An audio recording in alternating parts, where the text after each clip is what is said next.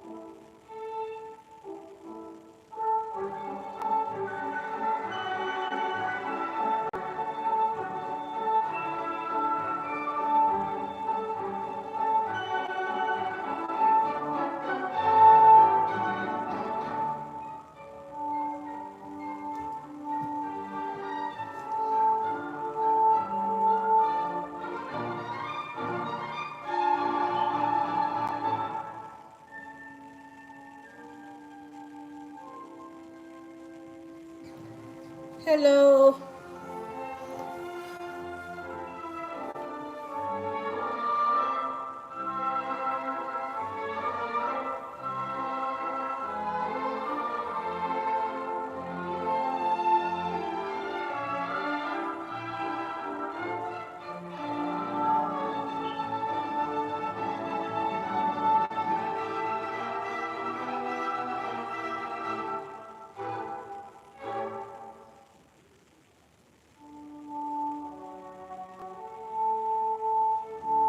Hello there. Who do I have there? Hi, Joshua. How you doing? Turn this down a little bit.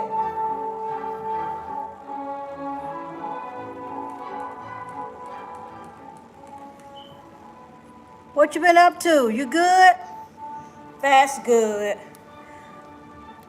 Yeah, I made a quick little live stream, I think last week, because May is Mental Health Awareness Month, and also it's my birthday month. But anyway, that's not there. It's coming up later.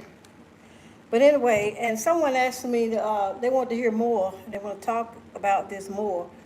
I know I should have scheduled it so I would have more people here, but that's okay. One is always great, two is always great, does not matter, as long as there's one person here. So, what did you cook today, Joshua? We're going to chit chat for a few minutes before I get started. Did you cook today?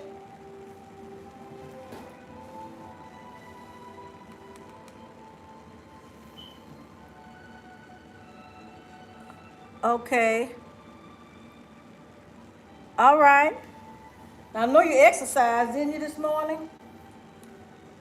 Got the wrong eyeglasses on, my real glasses, so I can see better.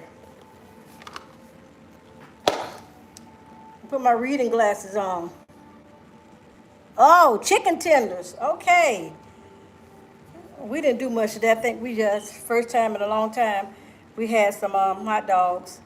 And I just got back a little bit from Home Depot. You know how that goes when you have a house. You got to get things and buy things.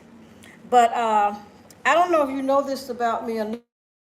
Save where someone get started. Some people come to get started, but that's fine. I'm a human service professional. That's what my education is and my degree is in. And I really don't talk a lot about that because when you deal in this field, you see the worst of human nature. And so this channel was mostly just to keep it upbeat, inspire, and motivate others. But the title, I'm a human service professional and how I deal with anosmia and depression. Now, I don't know if you're familiar with anosmia. Anosmia is a condition where you lose your inability to smell and taste. Um, Back in 2017, I was trying, I don't have to repeat, back in 2017, you could research it. Um, I had pneumonia. All of a sudden, I had an upper respiratory infection that turned into pneumonia. And what happened afterwards, I lost my inability to smell and taste. So there's no cure for it. You have to learn to live with it. So I did research, and I found out that um, the best cure is because it's a nerve condition. You know, the olfactory nerve that comes from the nose, your nose and your ears on the same neural path, and that happens sometimes. And a lot of people have lost their sense of smell and taste from COVID. Some people get it back, but over the years, that was in 2017. Uh, but I found out when I was in the hospital, I could taste, and I was wondering when I got home, why was I able to taste food a little better than once I got home? And it was not till years later I found out that the more hydrated you remain, you keep yourself hydrated, it is a little bit better. Now, I mean the taste part, not so much the smell part. Now I can smell, but not just like regular, like right now. If it's something has an odor in this house, I don't really smell it. But if I put something very close up to my nose like this, I can smell it, and I can smell it a lot better. But just like any other thing you have to deal with in life, you have to manage it. So after I got that condition, I found myself I was dealing with depression because if you can't smell, it'll interfere with your tasting, and vice versa. So what I did was they told me that a lot of times people that have that will eventually some people will lose weight and some people will gain weight. And initially, I kind of lost weight because the joy of tasting and smelling was gone, so food didn't interest me that much. And then it switched. Then I found myself seeking that, the desire to want to taste and smell. So you would eat, so you would want to taste something. So you gain weight. So I gained weight. I got up to 160 pounds. Now, granted, I'm only 5'2", and I had two children. And when I delivered with two children, I was 118 pounds, 9 months pregnant. So I've never been a big person, but over the years, I still find myself trying to taste things. Um, and I've discovered about my condition is that I don't like artificial sweeteners anymore. I can't. They taste terrible to me. Um, Things that you can taste the most are not so healthy for you, like salt and sugar. They're kind of profound. But I had to get off the cakes and the pies. Now I may eat something, but it's very rare that I eat sweets. I used to buy cookies and used to drink sodas. That was years ago. I don't drink sodas anymore. I don't use Splenda anymore. I switched from milk and dairy to almond milk, and I really try to eat healthier. So over the years, you have to manage that. That was very depressing to me. It's because it's a loss. And when you lose something in life, no matter it's a person or condition or health, you have to mourn that just like anything else. So I had to mourn that inability to smell and taste. I'm thankful that I can taste a little thing, something, but for the most part, I can't pick up. Now, you know what I'm saying? Pick up. You can't like taste food and say, "Oh, this has this and this has that," and I can't really cipher that out as well. I can think like garlic, peppermint, herbs are things I can smell a whole lot better than artificial stuff. Like people shake stuff like that, ranch dressing, shaking, anything you add that man-made. I can't pick that smell up in food as quick as I can, healthy things, herbal things. Um, I can, I love things like beets. I can taste those very well. I love sauerkraut. I love onions. I love garlic. The healthy things, the healthy seasoning. So that is something I had to get over. It's not as bad. I'm not as sad about it, depressed about it, because it's been since 2017. So over the years, I've managed that. I've come to terms with it. Just like we have with anything else. You come to terms with it's gone. And then you get to a point where, okay, it's okay. But that's not a secret, because human service professionals, counselors, and therapists, and life coach, we all are human just like everybody else. But for the most part, we understand. I think people in that field are able to put labels on how they're feeling and address it as it comes. And since we have to deal with reality and facts, most of us have learned that we apply a lot of principles we learned in school and from experiences we applied in our lives as well. So don't you think for one time that people, counselors and therapists and life coaches and all that, we have to deal with our feelings and emotions as well. We have to keep ourselves healthy. We know a lot in theory and we practice how to do that, but applying it to our lives is another whole ball game, another whole story. But for the most part, you take those same things you learn when you're talking to your clients and you go in the home, you don't know what you're going to run into. You have to tell these people this or show them this and guide them and facilitate trainings and stuff with them. You have to take that same stuff and apply it to your life because it works. So we all know about depression, and it's kind of sad that our world is United States. I'm not gonna say the word United States. That mental health is really, really terrible nowadays. It's a pandemic. It's mental health. It's terrible, along with drugs and crime. But the last time I looked at the mental health site, the National Mental Health Site and CDC, it said 1 out of every 5 person is dealing with some sort of mental health diagnosis. But my thing was, I've never been depressed, clinically diagnosed with depression, but mine was mostly situational, and so that's what I dealt with, losses, and have to manage that. But and there's no shame. That's the sad part about it. The stigma with mental health illnesses and diagnoses, which is sad that the world is like that. Hi, Shanique. How you doing? Yeah, I'm just sharing with them that how I manage. Shanique already know I deal with anosmia, inability to smell and taste, and you can go back, Josh, and look at some of those videos.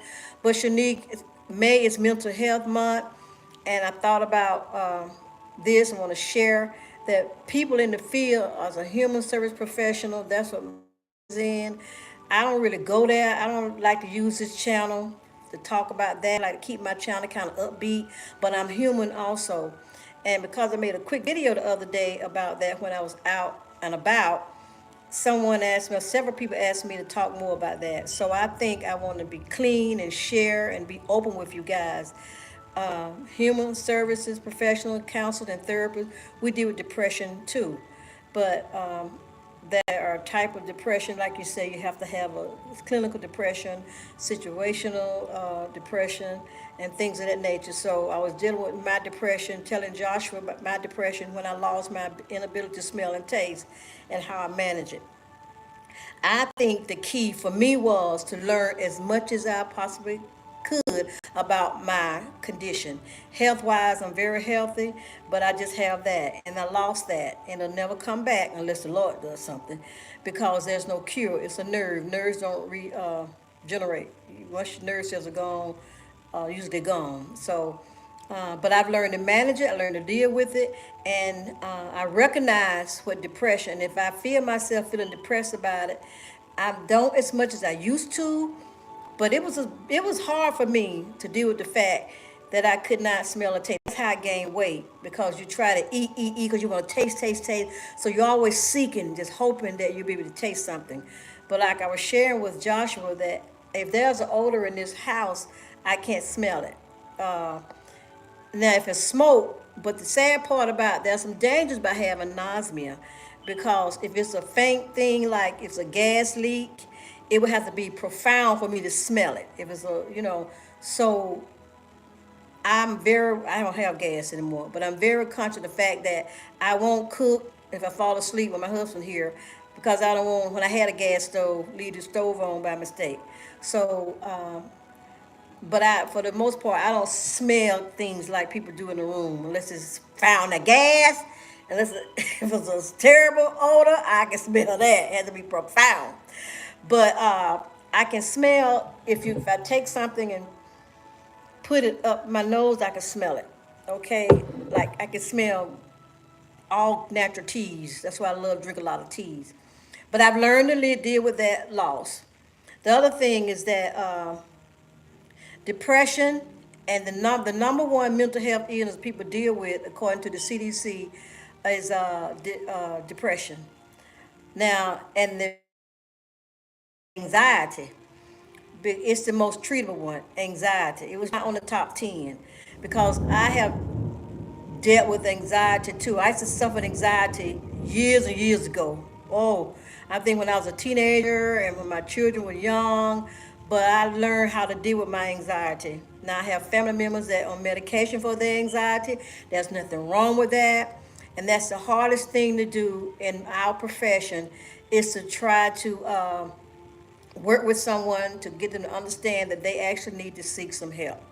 Now, where I dealt with my anxiety, I had a lot of people to help me. I used to worry about everything. Now, where anxiety is nothing but anxiousness. I did not know how to live in the moment. I used to borrow from tomorrow. Even when I was a child, my sister, she's not here anymore, I used to always sit up and say, suppose this, suppose that, suppose that. She just said, stop supposing, but I couldn't help it. That's how I was. I would always say, suppose this, suppose that. I was so bad at it that my mother had 10 children. I would sit down and say, ask questions like, suppose mama didn't have, I would call my brother and sister by name. Suppose Stanley wasn't here. Suppose Brenda wasn't here. And then I said, no, no, no. I will borrow from tomorrow. If anybody could borrow, I will borrow from tomorrow. I will borrow from the next minute. I will borrow. But we cannot borrow from tomorrow. I had to learn how to live in the moment. I remember when, because I was divorcee with two small children. Now, my son's father were in their life when they were little, so I had them on my own. That's just the way it is. So I used to worry about everything. And my brother said to me once, I used to worry about money. He said, Phyllis, stop worrying about the mighty dollar. The mighty dollar will be here and you will be dead and gone. You worry about the mighty dollar, stress will kill you. Stop worrying. But people would tell me that, but I had to learn for myself. People mean well when they say those things, but you have to learn those lessons for yourself. I think I was almost 30, I was 30 something years old when I actually got to the point where I stopped worrying about people. I used to always worry what people think of me, how they're going to perceive me. Yeah, I did, Shanique. I used to worry about how people gonna perceive me, what they gonna say, how we worry about this. Oh, I was a worrywart. I'm telling you, girl, I was a worrywart. I had anxiety so bad that when I was a teenager, if I had to go past a bunch of boys on my street, I used to worry about what they're gonna say to me or what they're gonna do to me. I would go all the way out the way to keep from going through those boys. That was when I was a young girl. And then I used to worry about my children. I used to worry about everything, but I learned to stop worrying about that. And I remember one time sitting down, I got paid every 2 weeks of working at the hospital. And I remember paying my bills, and I didn't have but $50 left to tide me over to 2 weeks. And something hit me. It was like a light bulb moment. Now, granted, I didn't have anybody to really go to. You know, you have sisters and brothers, you don't bother people, you try to make it on your own. And at that moment, I thought, I don't have anybody to ask to borrow any money. So I said to myself, well, why am I worried about these people thinking about me? Nobody here to help pay my bills but me and the good Lord. So at that moment, just like I had a wake up call, I actually stopped worrying. Right. I have one too. I was going to share that with you. I have a devotional. So that was a life lesson for me. I said, I don't have anybody, nobody pay my bills but me. And the good Lord helps me. So why am I worried about what people think of me when I have nobody else? These people not taking care of me. So why am I worried about these people and these people can't do anything for me? So from that moment on, I have never thought about what people think of me. I don't care. And then when I got in the social service, human service profession, I worked in group homes. And some of these group home kids can be cruel. And I learned at that moment to have thick skin. But one, it is a terrible times we're living in. One out of every five persons dealing with some sort of mental illness, mental health condition. And that's a lot of people. That's 25% of American population. That was a lot of people, guys. But one thing about anxiety, it is treatable. And so, but I remember doctors want to, before I learned how to deal with mine and manage mine, they want to give me a pill. Now everybody's, I'm not knocking that. Everybody's different. I took them, but I didn't take them. I got the prescription filled, but I thought, I don't want this. This is not for me because I did not want to feel like a zombie. I think I took one. I like the way it feels. I've never liked medications anyway. So that didn't work for me. But what helps me is the fact that I have a relationship and I have devotionals that I read in the morning and I read at night. There's one for morning, one at night.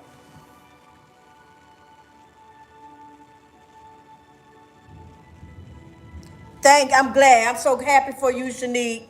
I'm glad. So yes, therapy is good.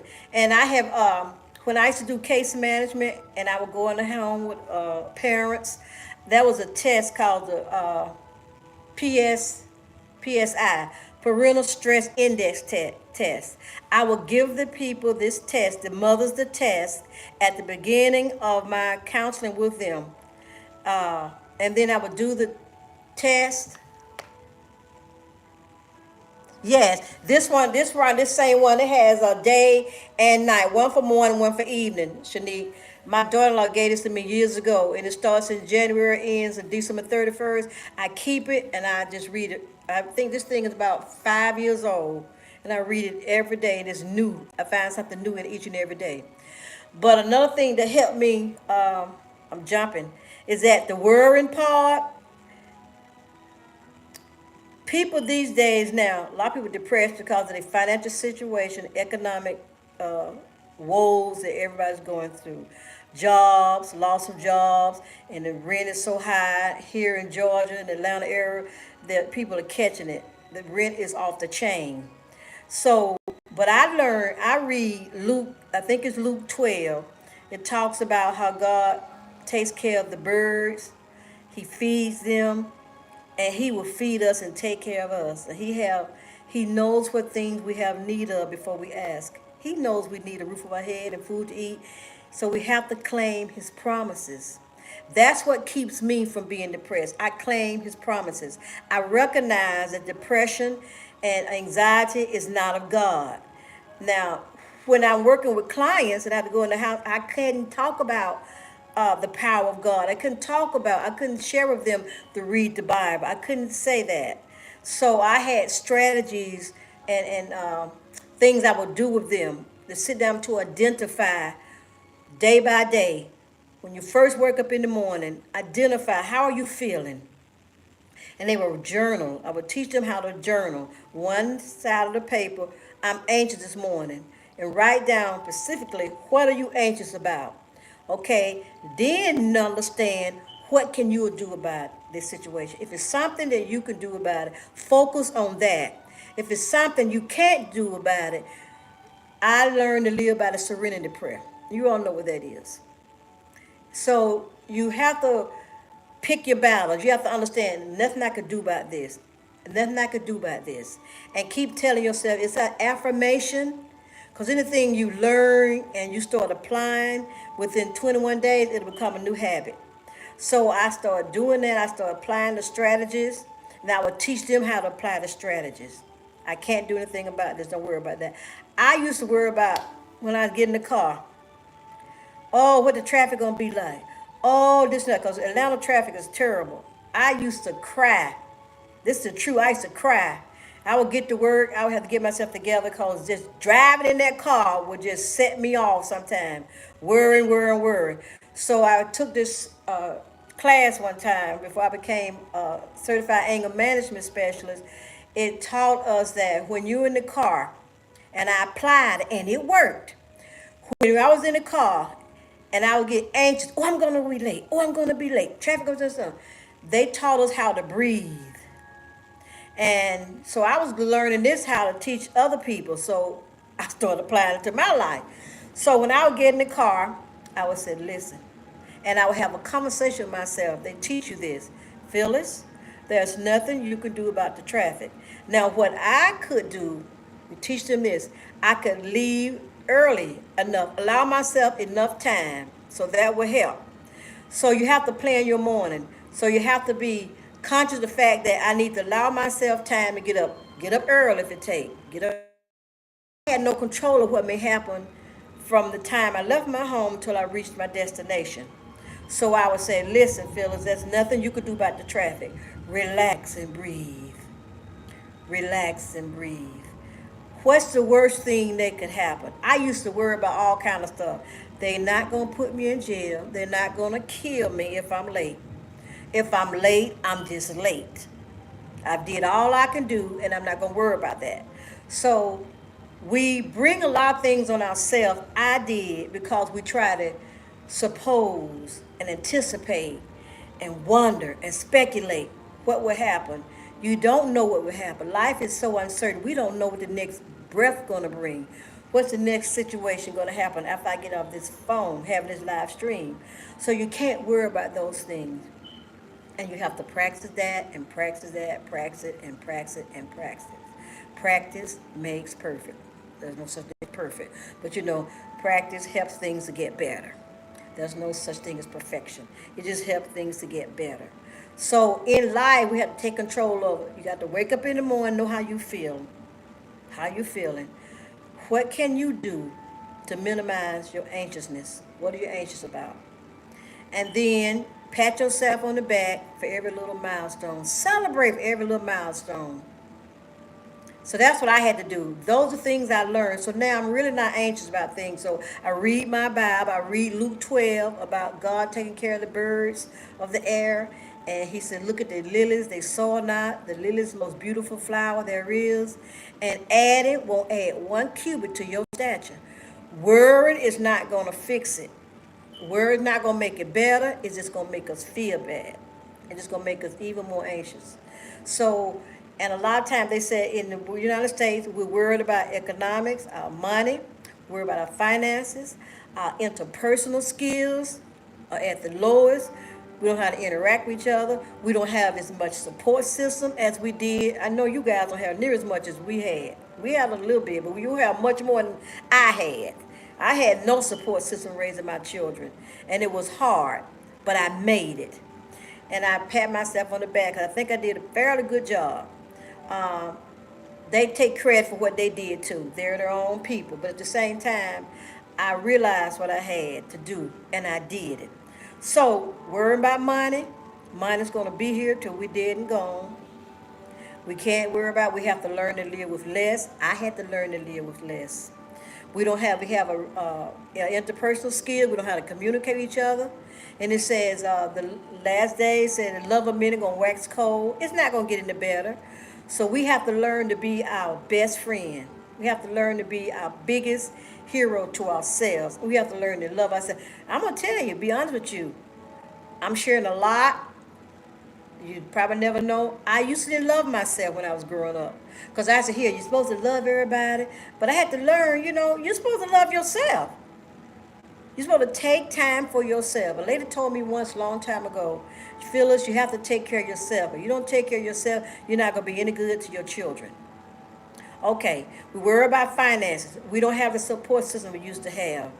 We are interpersonal skills. We don't interact. People are isolated. COVID came. Before COVID came, people were more isolated. People don't visit like they used to visit in the past. Everybody's on their own. So our interpersonal skills, relationships are not like they used to be. Okay, we worry about image. This are things that Americans are worried about. These are some of the theories they're saying. Finances, economic downfall, changes in our economic situation. We don't have interact with each other, interpersonal skills. We're isolated. COVID did a big job on us, but now COVID is better. But that's not all the reasons for COVID. It's just people just busy, and people just trying to survive. They're dealing with their own depression, dealing with their own situation. So they're just not there for us. Everybody's not there for us like they used to be. Uh, Image. Our society is focused on image. Everybody's worried about what they look like. Everybody concerned about what everybody look like. Everybody's comparing their life to somebody else. Okay, we got social media. I see it on TV all the time. People putting their personal business all on. I look at Judge Mathis' show. They fighting. Uh, they gossip about each other. They putting everything on the internet. Everybody's talking about their friends, how many people, how many followers they got. This stuff is driving folk crazy, guys. I'm telling you, you cannot get stuck in image because everything is going to change. I cannot stress it enough. We all going to grow old. I'm growing old. You're not going to look like you looked when you were 25 or 30. That's it. We're not good. Everything going to go south. We can be healthy, but the beauty is going to fade. So, what is beauty? How do you feel about yourself? How do you see yourself? Remember, there's nobody like you. Love yourself. I love myself some feelings. Because if I don't love me, who else gonna love me? So you gotta love yourself. That's image. And then I made a notice something else that we deal with. We deal with an economic situation. We deal with image. And women are more prone to. That's right, Shanique. Beauty's come on the inside, and when you feel like you're beautiful inside, it shines. And you have to accept the fact that we're gonna all grow old. We're gonna lose looks. That's okay. We're gonna lose some hair. We're not gonna look the same. But take pride in who you are and know there's no one like you. Okay, interpersonal skills. Uh, Getting older. People getting anxious about getting older, worry about money, and sometimes our expectations are just too high. And it's the Americans have high expectations. They want to be like everybody. Oh, I want to be famous. I want to do this. I want to do that. Everybody can't be famous. All of us cannot be famous. If we're famous here and this your platform, you're famous. Sometimes we have to lower our expectations. And I'm not saying lower your standards. You have your standards. This is what I believe. That's fine. But sometimes look at the expectation. What are you expecting? Is it a reasonable expectation? And so you need to look at that. Our economic situation, our expectations too high? Are we dealing with borrowing from tomorrow? Do we know how to live in the moment? Do we have a support system? So these are things Americans are worried about as lacking. So those I made some notes about that. Yes,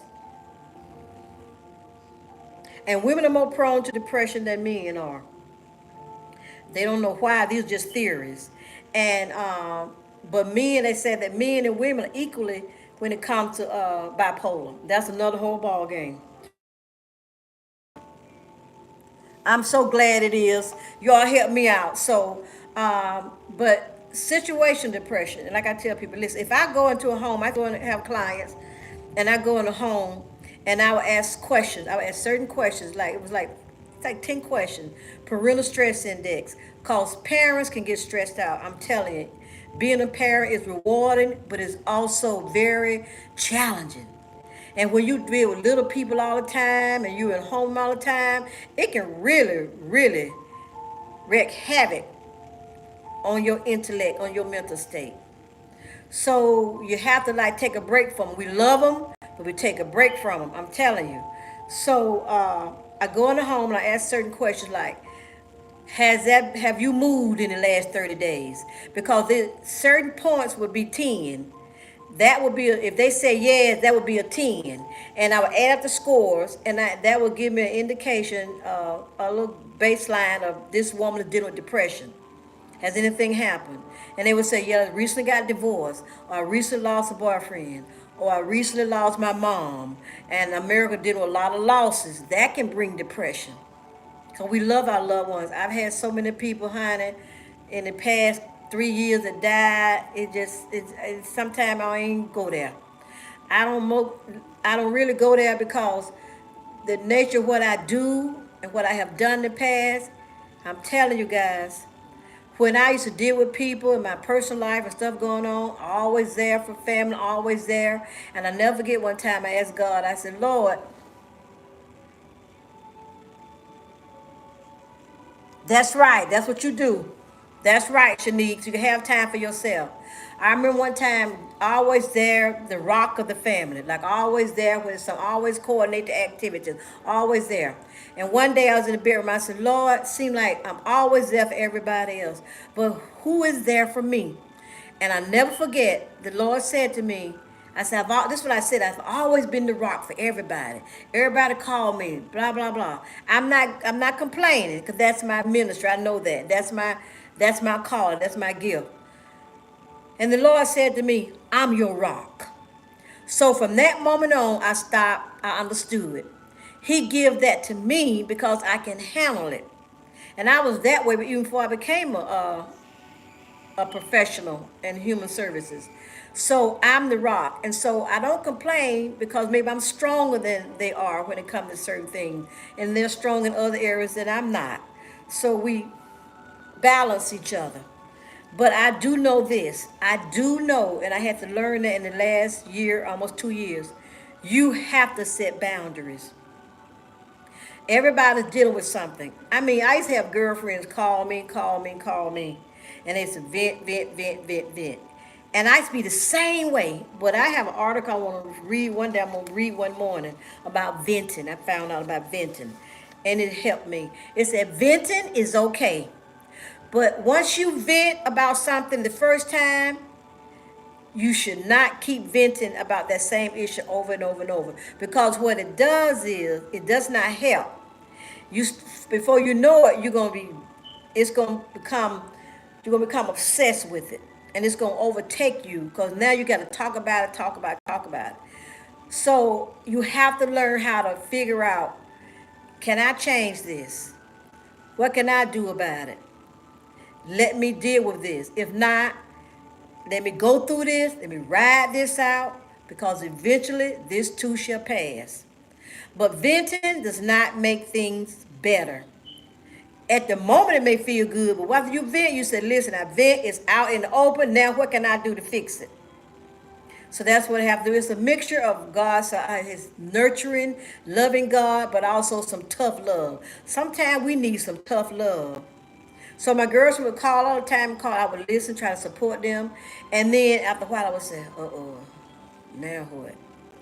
It would be the same thing over and over and over. So they would finally say to me, Phyllis, did you hear me? I said, I heard you. I said, now, what do you want from me? I said, now, I love you.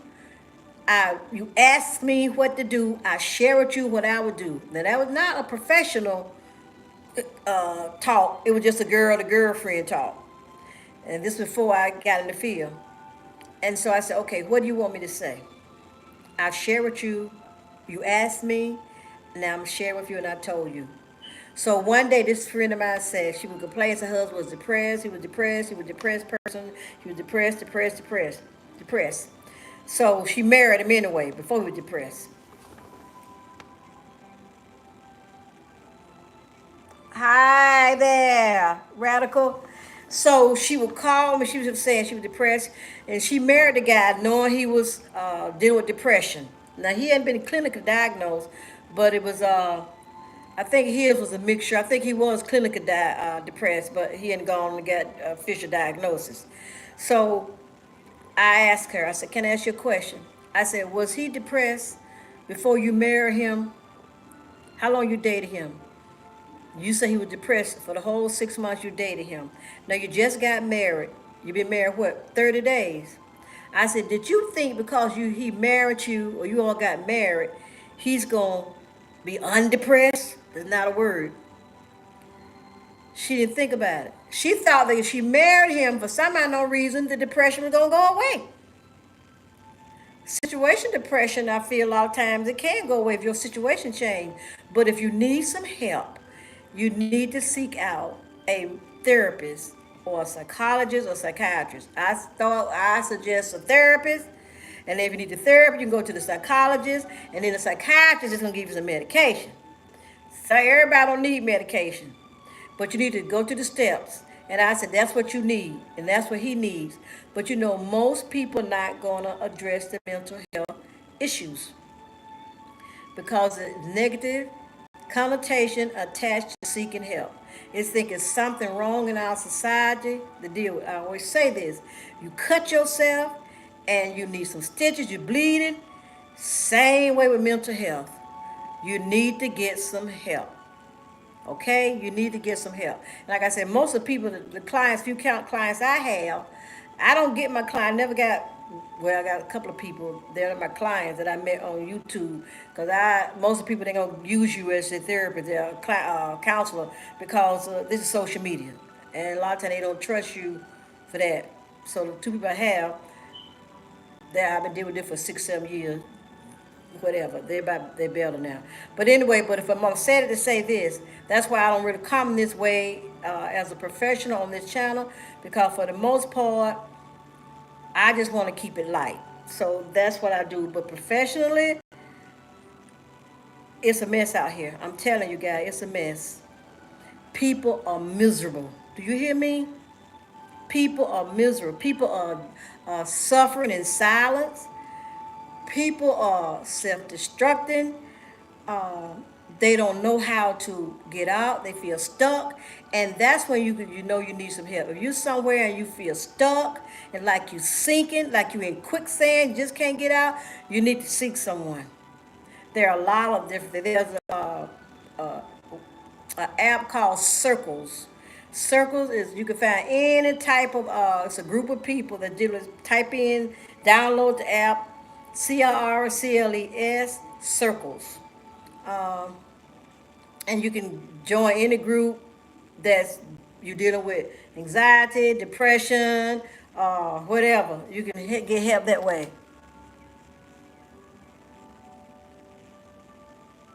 That's right. That's one sign. Depression. We said it earlier. Depression, when you feel hopeless, you lose interest in the things that you used to like, you don't care anymore.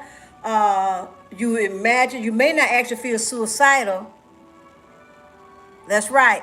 You just feel like you don't want to get out of bed. You want to close the curtains. You don't want to eat. Nothing interests you. The things you used to like to do, you don't care anymore about them. You don't even care whether or not you live or die. Uh, you need to get some help. You really need to get some help, professional help, because it sometimes, and I'm telling you this, sometimes medication it can help you eat, get better. That's right. And that's right, Radical. And like I say, it's very important. Right. Thank you, Radical. And what I do is, Radical, to help me get out of bed, if I have depression, if I'm feeling depressed, right, it does. When I wake up in the morning, the first thing I do, open my eyes, I actually do an assessment. I do a physical assessment, see how my body feel, and then I do a mental assessment. Because sometimes you could just wake up in the morning, you could be depressed, and you don't know why you're depressed. Yes, I wake up in the morning and I say, "Oh, what's wrong with me?" And so it may be my back bothering me. Okay, so then I know what I need to do. So I get up and I get my little heating pad to get me started. Then I try to move around and get my exercise. What you cannot do is you cannot entertain. We call it PP parties. You cannot consider yourself pity yourself all the time. Pity is not good. It's okay to love yourself and to empathize what you're going through for that moment, but you got to fight. Life is about fighting. And you have to see yourself as a survivor, not a victim. There are a lot of people, years and years and years ago, I saw myself as a victim. I'm not a victim anymore. I'm a survivor. There's a big difference. There is a big difference. I am not a victim. But when things happen to us, easy to start feeling sorry for ourselves, see ourselves as a victim. But you have to just connect yourself with positive people, set boundaries to people. I'm a survivor. That's right, Radical. I'm a survivor. And so the thing about it is you have to set boundaries. You empathize with people that have mental health issues or dealing with that. But when it comes to the point where their issues are bleeding over into the relationship, remember I talked about if you have a cut, that cut has to be addressed. You may need stitches. But if you're in a relationship and that person, sometimes in a relationship, it's not always about you. It's about the other person. So you can't take the cares of everybody and wear them. You can't save the world. You can maybe lead someone to some help, but sometimes you can't save the world. If you can help someone along the way, then you help them. But you don't allow that your assistant to that person to pull you down. It's like a drowning man. To save a drowning man, they say, I heard, my son told me years ago, I just see on TV where someone is drowning, and then they was going out, being out of control. They slap them, they shock them. And because that person's drowning, and you try to save them, if you're not careful, they can pull you under.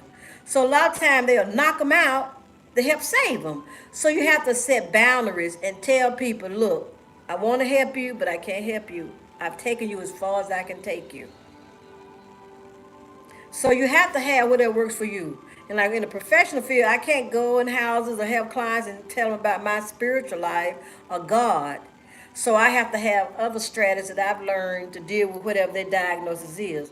But if on a personal level, I can tell people what I do. This is what I'm sharing tonight. Not what I do as professional, but as a human service professional, I know what I had to do to deal with my depression from my anosmia, or losses of relationship, or losses of loved one, or losses of your health, or loss of your image, whatever you're dealing with, you have to address the loss. I don't care. That's no such thing as a small loss.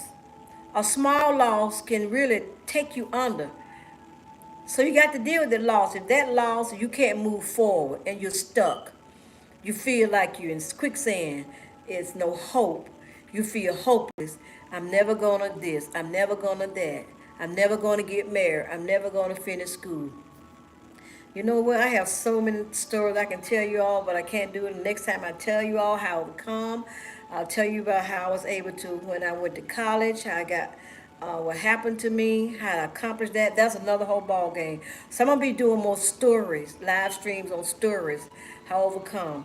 And I'm gonna do some fun things too. Tell you some life. I had invited some people to come on this, but they weren't available. We're gonna do uh, Shanique, we could do something together if you like. We could do a live stream or anybody want to, where we can talk about, tell stories about, we're going to talk about childhood experiences. The funnest thing ever happened to us. The funnest thing that happened to me at church. Or the funnest thing that happened to me in the grocery store.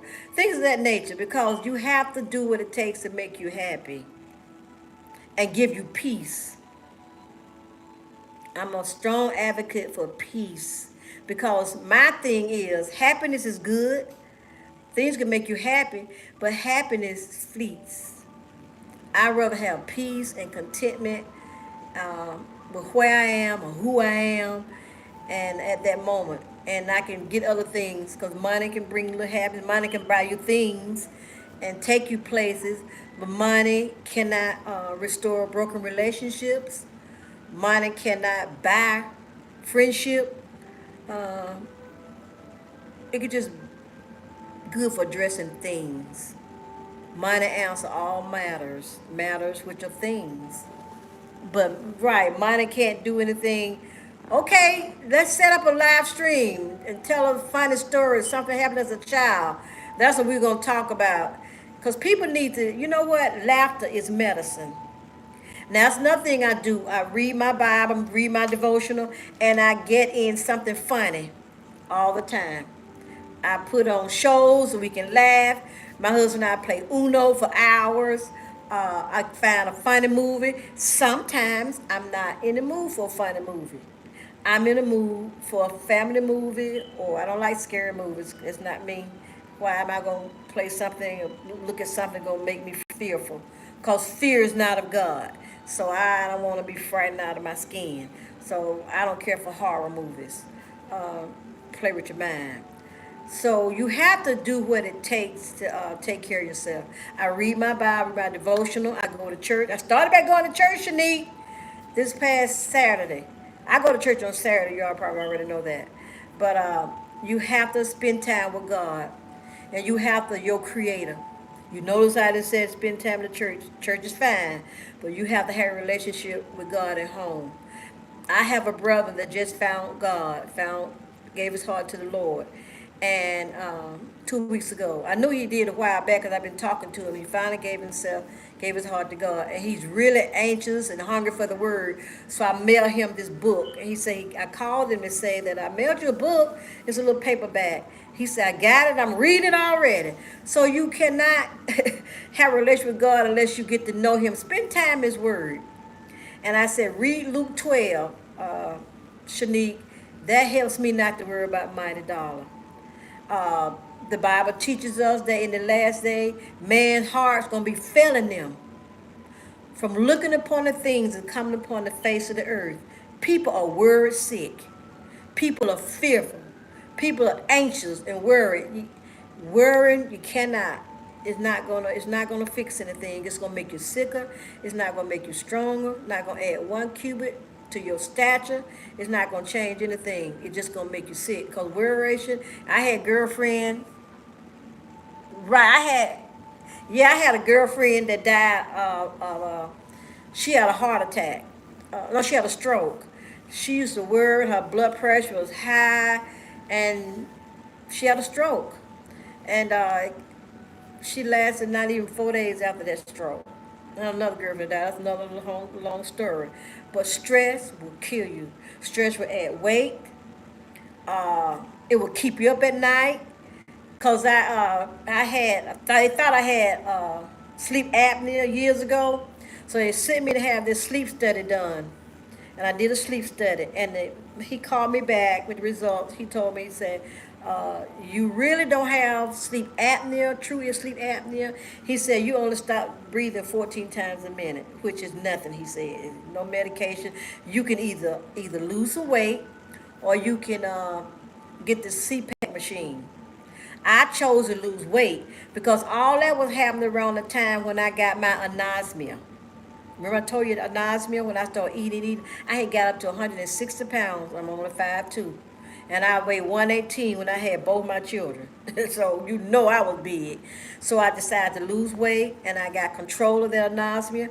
I read about it. I educate myself on it. So if you get a diagnosis, you to educate yourself on it. Learn as much as you can and manage it and strategies how to deal with it. Because anxiety is the most treatable mental health illness there is. It's the most treatable. So I lost the weight. And since then, I don't, my husband said I don't snore. I used to snore a lot because sleep apnea can cause a lot of diseases, conditions. You can have a heart attack, you can have stroke. Because I know people have to have that CPAP machine. They stop breathing 30, 40 times throughout the night, 14 times, they were nothing. So you have to take control of your health, your mental health and your physical health, your spiritual health.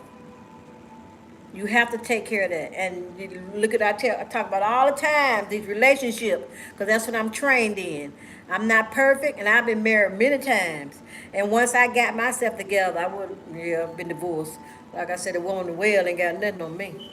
But, well, close to her. But you have to, when you, it's just so wonderful to me that once you learn who you are, you know, I wish I had known who I was when I was 20 and 30, but that's life. I have no remorse. I'm just saying I wish I had. I'd probably been awesome now.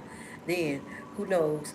But I learned it. That's the most important thing. I learned who I am. You have to know who you are. And in order to know who you are, you got to know where you came from. So a lot of times that may mean you got to deal with some childhood drama, some childhood tragedy, trauma, and address that stuff. Because that stuff is not going into place, guys. It's not going into place. Some things that happened to us in our childhood, you got to get some help. You got to deal with it. Because it's just like it's going to follow you, it's going to haunt you. So you got to deal with it. But what I sit here and say this to you, I am so happy that I know who Phyllis is.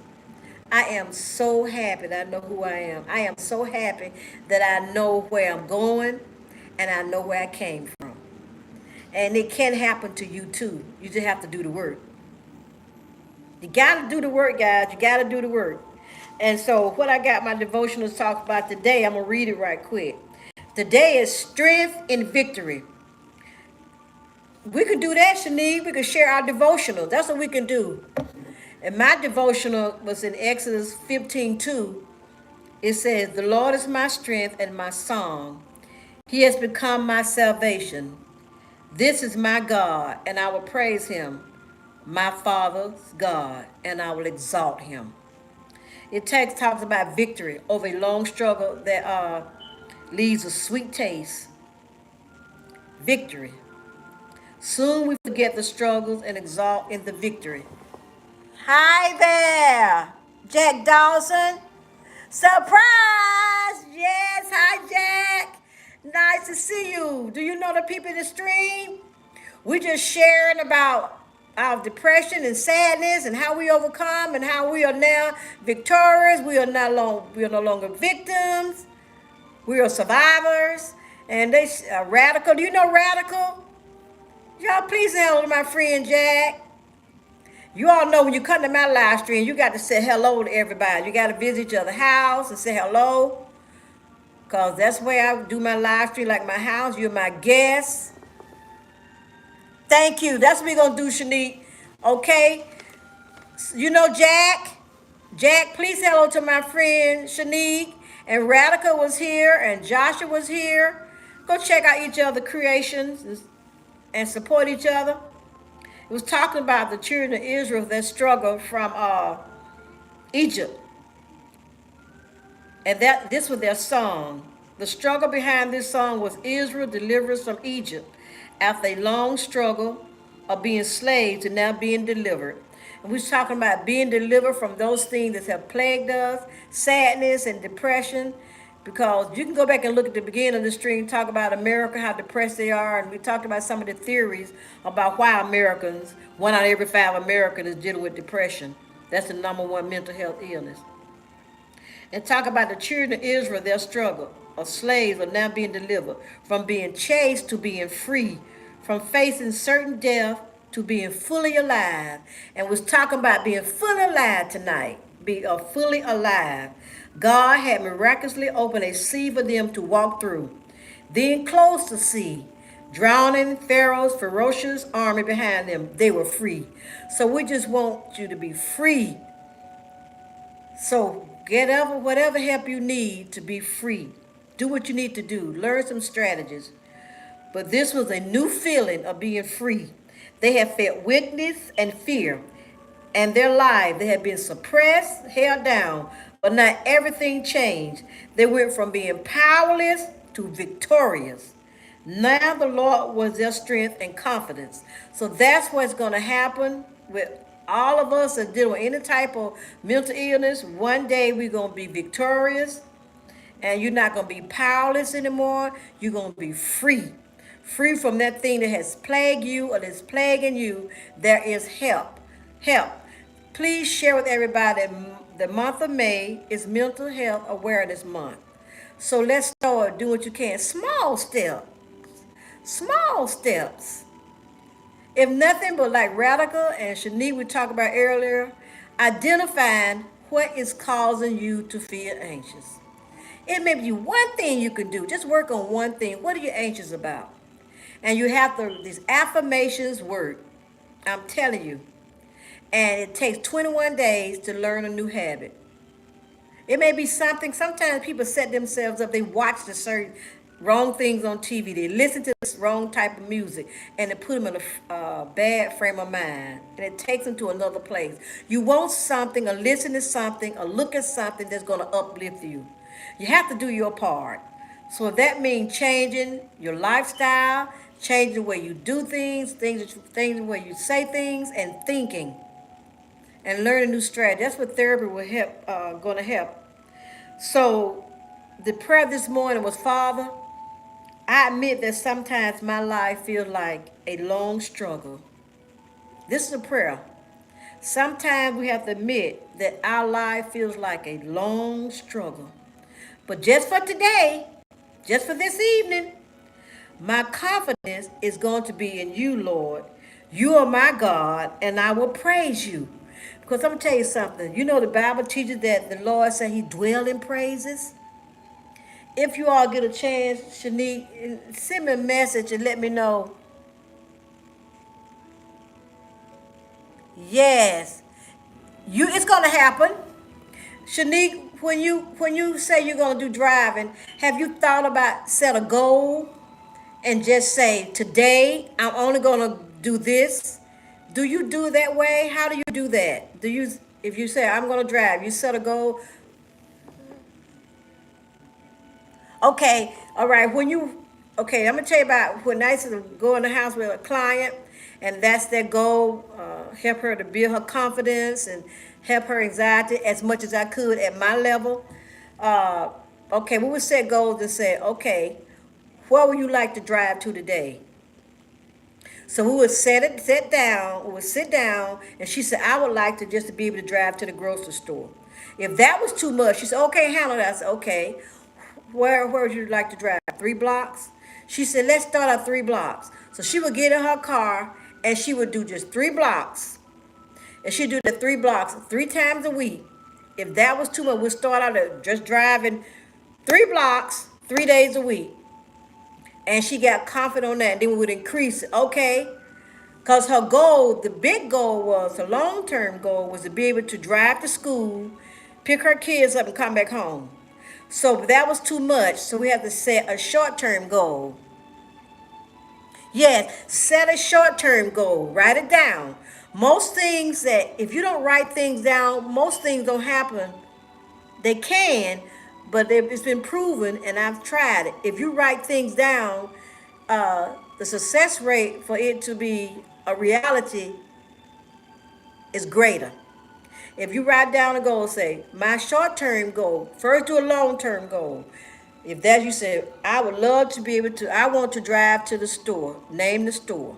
I want to drive to Walmart. Okay, that's a long term goal. Okay, then you say the short term goal, so you have to have a short term goal and accomplish that.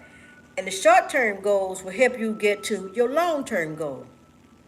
Okay, so you say, in order to do that, what can I handle? Can I just drive 3 blocks 3 days a week?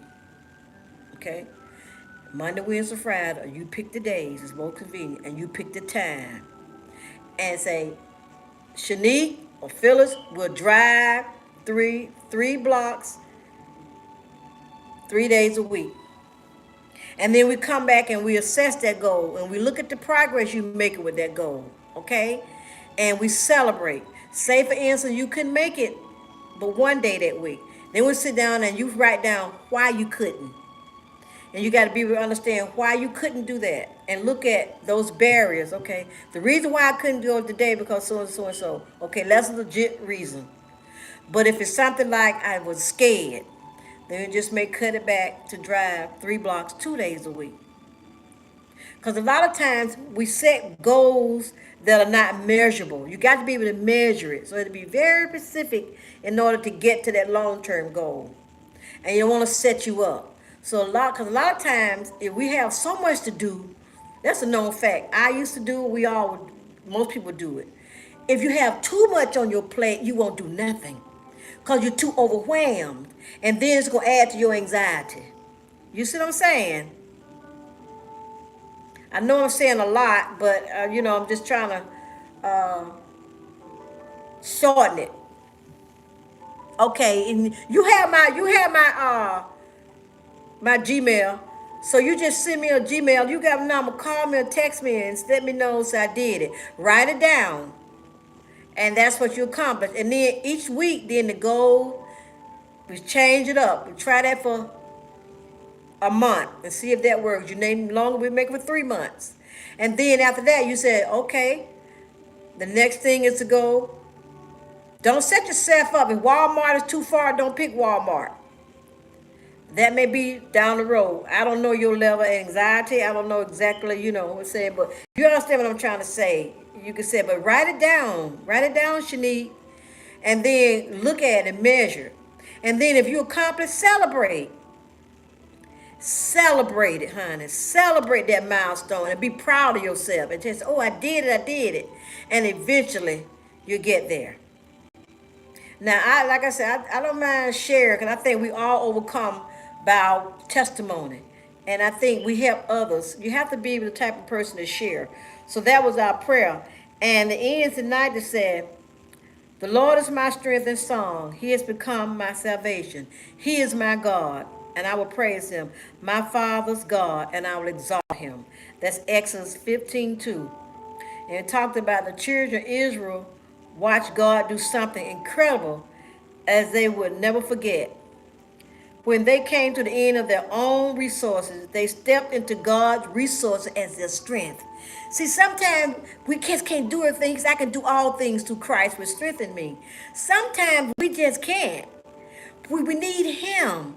And we have to say, you know, Shanika, just like I get so excited about God's word. When I can't do something, I always say, the Lord, this is too big for me. Now I can't do anything about that. I give it to him. But that takes time. You know, I I came to God when I was 15 years old. But I hadn't always done everything he expected of me. But I've always tried to keep that relationship with him. So I talk to him, and prayer is just talking to God. Sometimes Christian people just make everything so complicated. It's prayer is just a communication with God. So, and before you pray to him, you have to say, God, forgive me any sins or trespasses that I've done to you or anybody else. Because he won't hear our prayer if there's something between he and I. It cannot be anything. That communication has to be open. Because if something is wrong, if sin is in our heart or in our life, he didn't hear us. We have to ask him to forgive us and then start talking to him. So you talk to him. You tell him, say, Lord, I need help. I need your help with this. That's what I do, Shanique. When it's something I can't face and I get overwhelmed, even now, if I get overwhelmed with too much, I stop. I step back. I say, look, Phyllis, hey, calm down. Nothing to do about this. And most of the time, it's not so much money or things like that. It may be relationship, maybe rejection or something, whatever I'm going through. Uh, we're all going through something. Everybody's going through something different.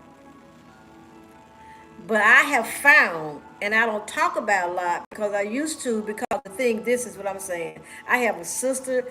What I'm going through a lot of time is when I'm dealing with other people. People in my life that are suffering or going through something. That's what my thing is. And I have to protect myself and balance that because I can't help them. I can't help them. So the most I can do for them is to pray for them and to be there for them, be a listening ear.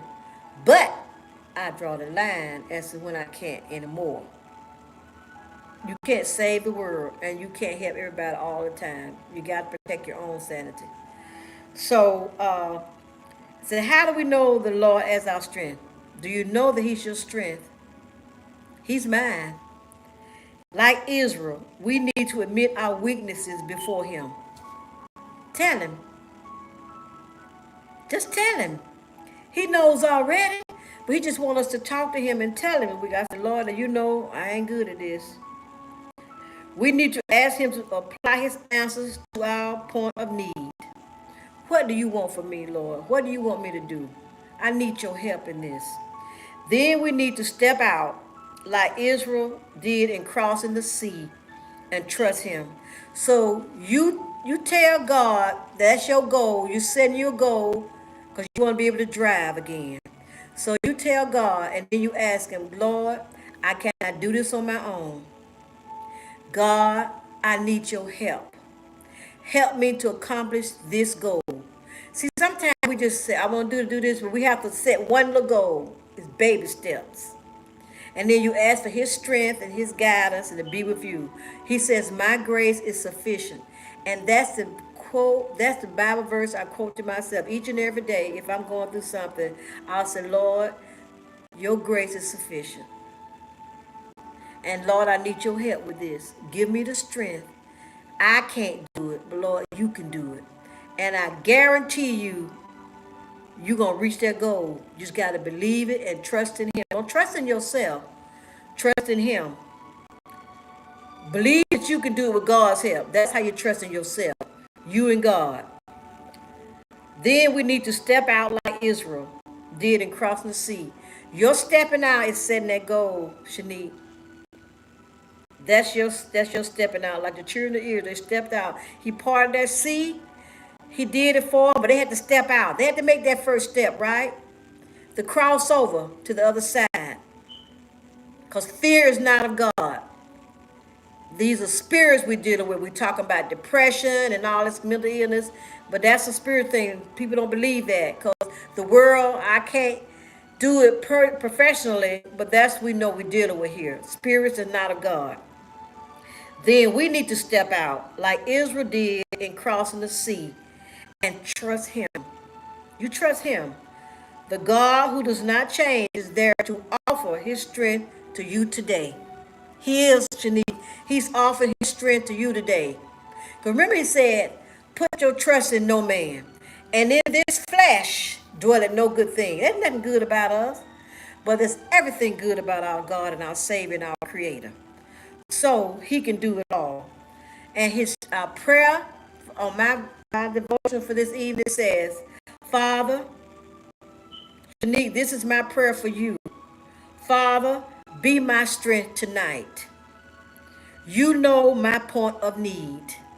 So this is for you. Now, this is for May 15th. This is for yesterday, 16th. This is for yesterday's prayer, Shanique. Father, be my strength tonight. Father, be my strength tonight. You know my point of need. I admit there are times when my own strength runs out. I will trust you. When your strength run out, you admit that, I will trust you. And what would it look like to have God's strength? God is my strength. It would look like you're driving. That's what it's going to look like. So you're going to look back, this too shall pass, and we're going to celebrate. I'm driving again. I'm driving again. And you just put on the wall, put you a big old poster. I'll be driving soon. You got to step out on faith. I'm going to tell you a story about how I stepped out on faith, how I learned to live by faith, and how this stuff don't happen overnight. You have to learn. It can happen quicker if you learn these lessons younger. But God is alive. I don't care what the world say. He is real. He is real as this cup right here. God is still alive. And the world is falling out with God. And where was God when my sister died? Where was God when my mama died? He was still God. And God get the blame for a whole lot of stuff in our lives. But remember, the Bible teaches in the New Testament, we always blame God. But there's the world, there's the flesh, and there's the devil. There are three contributing factors to a lot of the ills and the woes of this world. Has nothing to do with God. And you have to know about the story of redemption and the fall of man to understand that God is not the author of all that stuff. And I hate to hear people when they say stuff like, I heard people say one time on the radio there was a bad tornado or something in New Orleans, and somebody said, yeah, there's a sin city. God got destroyed. God got mad and let that Katrina come. That's what it was. I heard a lady say that, and I said, see, that wasn't God. God can stop anything he wants to, but that's not God. Okay, it's contrary to what his word said. That's the enemy. There's the world, which that means the world contributes to a lot of stuff. Looking at the world, looking at everybody else. the world. And then there's the flesh, which is us. We're our own worst enemy sometimes. We get in the way. And I've gotten in my way of what's for me many, many times by always trying to have things my way. But I learned it's not about me, it's His will be done. And that's another whole story. Another whole testimony. Because there's a world, there's the flesh, and there's the devil, the enemy, Satan, Lucifer, the destroyer, the evil one. He got a lot of names. He's out there too.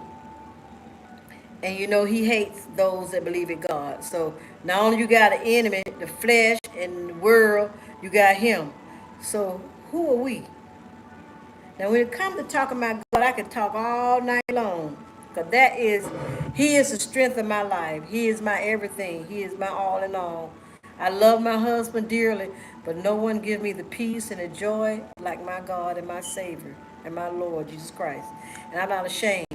And so that's why you will see more and more of me using my platform for this. I'll be still doing my hauls and everything else, but I'm not going to be ashamed of the gospel of Jesus Christ. No more. I've never been ashamed, but I didn't want to just do that. But I've been praying about it, and the Lord been telling me that I got to do this, so I have to be obedient, guys. So, Shanique, we need to set up. You can set it up and call me, or I can set it up, and we could do it. We could talk about our favorite Bible verses, or we could share something that we like that stood out, and we could talk about this. So I am ready. You just set it up. I tried to do it, and I think I knew it's called Together, Live Together. I sent the request, but I think I did it too late. I know how to do it, so you could do it, and we pick a day, and I'll come on or whatever. It's fine with me. Just let me know. You have my email address. So that's what I'm gonna do, cause I don't worry about. Like I said, I came to YouTube to have fun and inspire, uplift, and motivate others, and help others to grow. That's what I'm doing. It's never been about money for me. Cause I ain't know what being monetized was. My son told me about it. But I just want to use my channel for the glory of God. This is a free platform, and that's what I want. I want to use it for. But I want to have fun too in the interim. So let's take care of our mental status just like we would with our physical bodies, our spiritual status, physical, mental, spiritual. We have to do that. And I'm gonna heat up my tea because I plan on being here a while.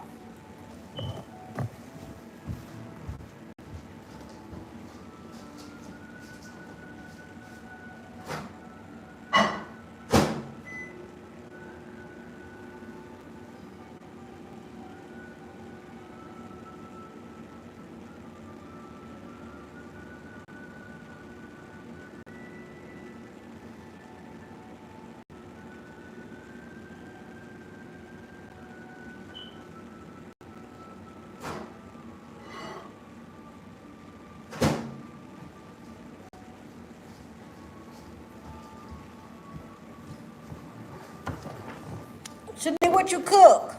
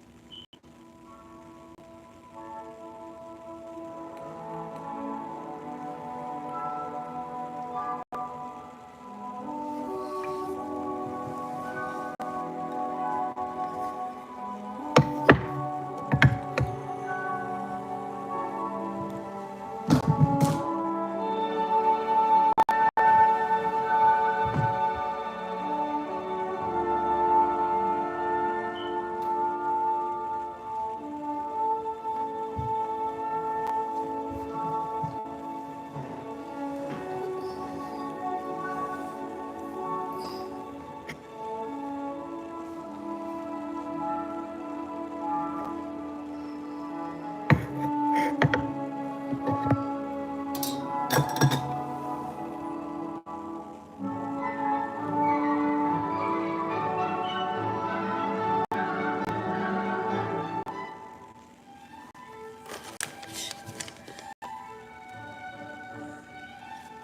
I do too. I love it too. Sometimes I listen to some old. I'm old school, so I like the uh old R&B. I like all kind of music. I like classical. Well, hello, girl. You didn't, girl. We've been talking about a lot of stuff. Amars, I couldn't find your You got to send me an email because Shanique, authentically, Amaris is here. Shanique we're gonna set up a live. We're gonna talk about our favorite Bible verses of devotional. Shanique, can you get in touch with authentically? She wants to do the same thing.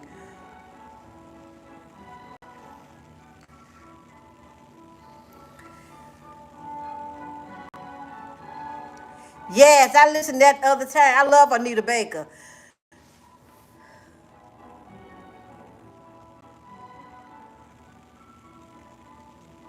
Yes, my email. That's my email. Shanique, can you set it up? The three of us get together and let's do that. We're gonna share. We just got through sharing our devotionals, so we can talk about our devotionals, favorite Bible verse. Shanique, can you set that up? My Gmail is on my bio. Okay, authentically on my. Okay, good. You got that, Shanique? And mine is on my bio. PHLLS. PHLLS. Okay, Shanique, you want to set it up and send it to us?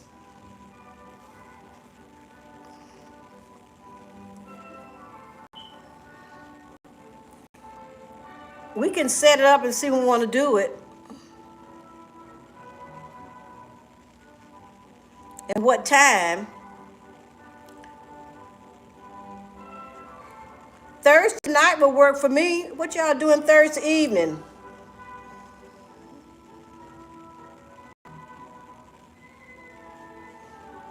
Okay, y'all would y'all like to do it Thursday? Thursday evening or Friday?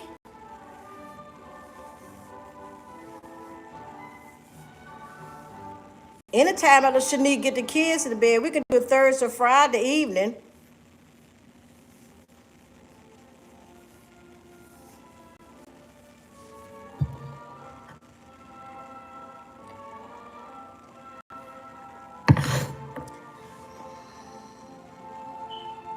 Yes, Thursday or Friday works for me. What about you, Shanique?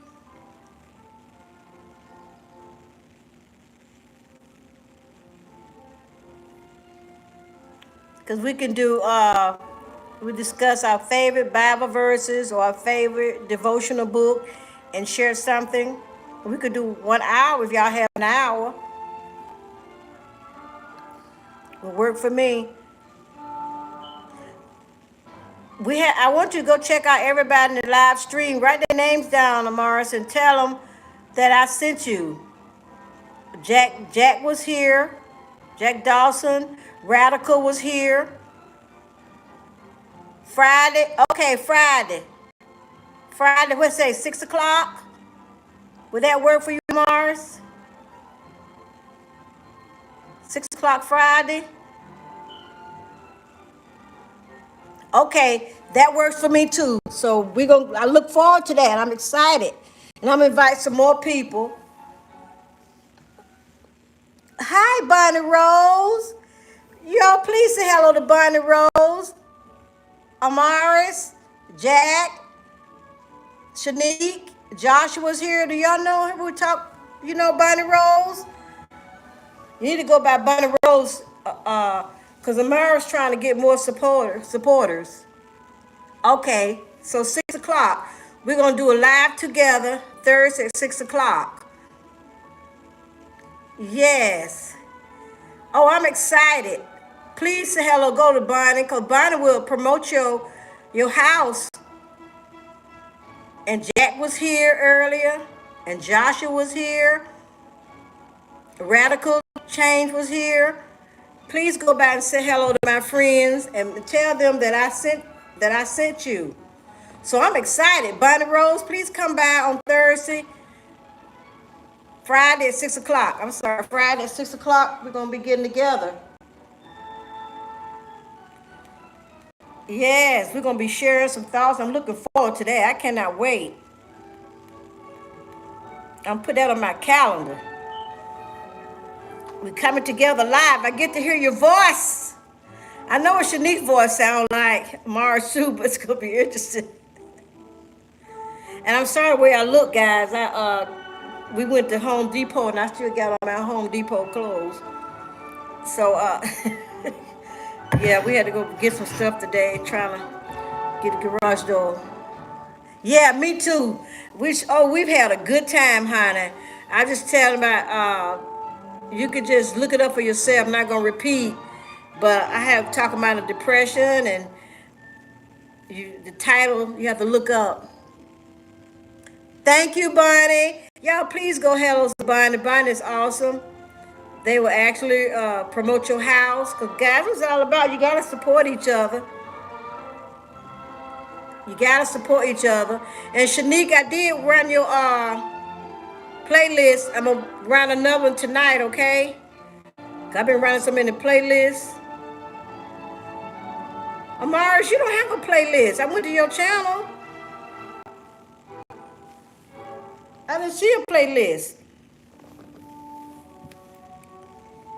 So I always tell people I have a playlist that called Watch Hours playlist. So that's on my tip. Just watch that one. Yes, I'm excited about that because we have to uplift and inspire and motivate each other, guys.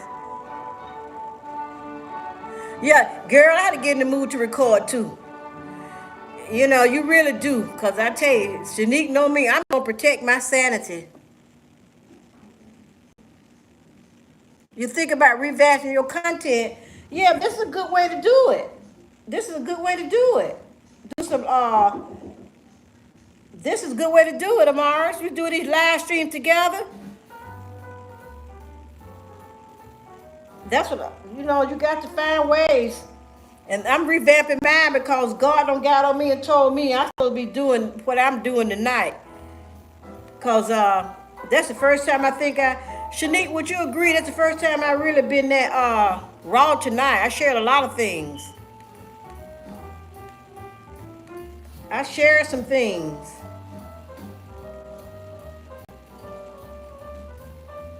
I share some things. We all deal with. I don't care what you do, honey. We all got to deal with something. Yeah, I got to get my garage door fixed. I went today to get the garage door opener and stuff like that. These folks want arm and legs for everything. They want $100. No, $169. Oh, okay. Yes, honey. I was just telling everything. Not everything. But I shared enough. I shared enough. So, yeah, but,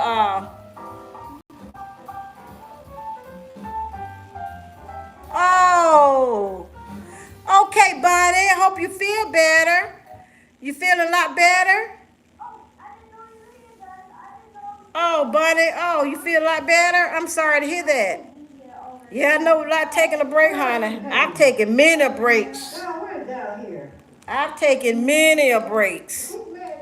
We talking about that, protecting your physical body and your mental and your spiritual body, state of mind. You got to do what's best, honey. And social media is taking a lot of people to another whole ball game, another whole field. Because they worry about everybody else. You got to protect your sanity, honey. You got to do what you have to do. Set boundaries. Sometimes you need to take a break from social media.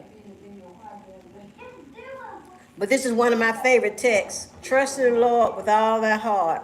And the rest says, lean not to thy own understanding.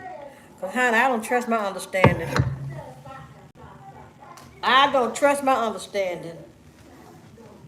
But I'm like you, sometimes I don't feel like it. Yeah, honey, speak on. I'm telling you, uh, no, no, Bonnie. I'm sorry to hear that. I'm sorry to hear that. See, you don't never know what somebody's going through. You all see what Bonnie just said? Well, Bonnie, we'll remember you in prayer that you continue your healing. Honey, these days and times, we got to take care of yourself. You got to take care of yourself, honey. I saw on the news today where a 12-year-old little boy with AR-15 went on a Sonic in Texas and shot this man in the back several times, killing him. And a 20-year-old man with him. Honey, we are living in the last days. I don't care what nobody say. Things are not going to get any better. So we have to learn how to trust in God and to lean out to our own understanding. And you got to work on your spiritual status. Because that's why I'm here tonight. I have been struggling. I have been trying to avoid it, Amars, making my channel, using my channel for this platform. But Shanique can tell you, this how I used to be years ago. Shanique know. And so I used to talk more about the Lord. You know what, Amars? I think that 20-year-old man put him up to it. Yes, right. You're still here, Bonnie. You're still here. You're holding on. They remember that song? They said I wouldn't make it. They said I wouldn't be here today. Yes, the Lord is able. Yes, He is, honey. But you got, honey, we as God's people, we're going to have to learn to claim His promises. I have learned to do that, guys, to stand on the promises of God. And so all His promises are yes and amen. We got to stand on the promises. Bonnie's been through something. That's what I was talking about earlier in the beginning of the stream. Depression, losses. You have to mourn the loss or whatever. She's lost a leg, and we complaining about stuff. We're complaining about stuff, my God. We're something else. We are something else. But it's time for God's people to wake up. I'm telling you. And I'm woke now. I'm woke now. I'm still going to be doing my hauls. But sometimes you can get caught up on the social media, but you got to remember why you came here in the first place. I came here in the first place. I asked God to use me, to use my platform to inspire and motivate and encourage. And see, I can only do that with Jesus' words. Because people got a lot of stuff going on in their mind, but people need to hear from the Lord. People, God's people, you need to do it. I'm being obedient, and I'm praying that God help you to be obedient. Because sometimes we forget that we're here. Our main purpose in life, guys, is to motivate, is to inspire, uplift other people. We were put on this earth to do that. That's your purpose. People say, I'm reading this book about this. Your purpose, if you say you're redeemed, if we say that we are Christians, if we say that we are disciples, if we say that we are followers, whatever you want to put in front of your name, after your name, our mission is the Great Commission, is to go ye into all the world and preach the gospel to every creature. He said, preach the gospel. So I'm an evangelist. You're an evangelist. Evangelists mean to spread the good news of the gospel. What else is there? Because only thing we do for Christ will last. Social media is good in this place. It's okay. It's okay. It's okay. It's what we make of stuff. It's how you look at it. And I think when we go back and be true to who we are, God will bless. People losing their mind trying to get monetized. That's okay. But people are being depressed, worried about what they look like. Honey, we all gonna get old. We all gonna go through something. I thank God I'm fairly healthy for my age. But at the same time, I have to take charge of my health. And the Lord got on me long time ago about, yes, Yes, he's been good to us. So we got to share the good news. People want to hear that. Amari, they want to hear that. There are people in this community that are dying. Look at Bonnie Rose. I know I saw you the other day, Bonnie. I saw something you uploaded. I'm going to go be over there, Bonnie, soon. Because I just, it's just so much going on in my life. Not so much what I got or lacking. It's family members. I got so many family members going through stuff. I got broken relationships in my household. Not this household, but in my family household. And so, but I've learned, because in between doing videos and hauls, everybody's got something. You look at these videos, people do, you think people living their life. It ain't all about money. Some people don't have to worry about money. That's not my thing. I ain't saying I'm rich, but I don't have to, that's not something we fret over here about. My thing is that when I think about it, I've always been the type of person not worried about my family. I'm concerned about my family. That's right. You got to stay focused. You got to stay focused. You're right, Amars. You got to stay focused. Because the thing is, who the Lord forgive much, much is required. That's right. Leading. I know what you said, leading. We can't. We just can't. You can't sell your soul out for a view. You can't sell your soul out for a watch hours. You cannot. We have to be obedient. And a lot of people say, well, you said it because you ain't monetized. I ain't trying. I wasn't trying to get monetized. If I get monetized, I get monetized. I've been monetized before. But a life. So I have to take a break and whatever. But that's not why I was here. So I stayed true to who I am. If you stay true to who you are and true to your God, God gonna bless you. And I try to help anybody I can. That's why I do my live streams. That's right.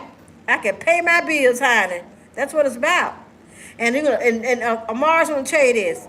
Amaris, the thing about this is, when YouTube took away the ability to edit, I had missed a beat. I don't have, that's everybody, you want to have that kind of channel, do all the editing, that's fine. But that does not fit into who I am. It does not fit into my lifestyle. I don't have time to do all that. I really don't. But everybody, you have time, that's fine. Do it. Do what you can. But you got to stay true to who you are. You have to. You can't look at people and let it grow slowly, honey. Let it grow slowly, because you're going to have friends like Bonnie Rose. You have friends like Joshua, Jack that dropped in, Radical Change that was here, Shanique. You're going to have people like that. They're going to be around. They're going to be around, and God will bless. I've learned this. It took me a long time to learn this, and I can honestly tell you, I just learned this in the last 5 years, what it meant when it says, seek ye first the kingdom of God and his righteousness, and everything else shall be added. I'm telling you guys, when you do that, yes, God's timing. That's right. When you do that and put God first, everything start working out. You heard people say a long time ago, sell out to the Lord. That's what that scripture means. When you sell out to him, and when you get upon your life, and that's what I do. I said, Lord, hi, Simply Keisha. Please say hello to Simply Keisha. When you come to my live stream, you have to say hello to everybody. You must check out, you don't have to, but I ask that you go check out their houses. And if you like what you see, please hit that notification and come back. Because I have some awesome people. That's right. You want to grow slowly, because you want the best people. You want people to be friends from afar.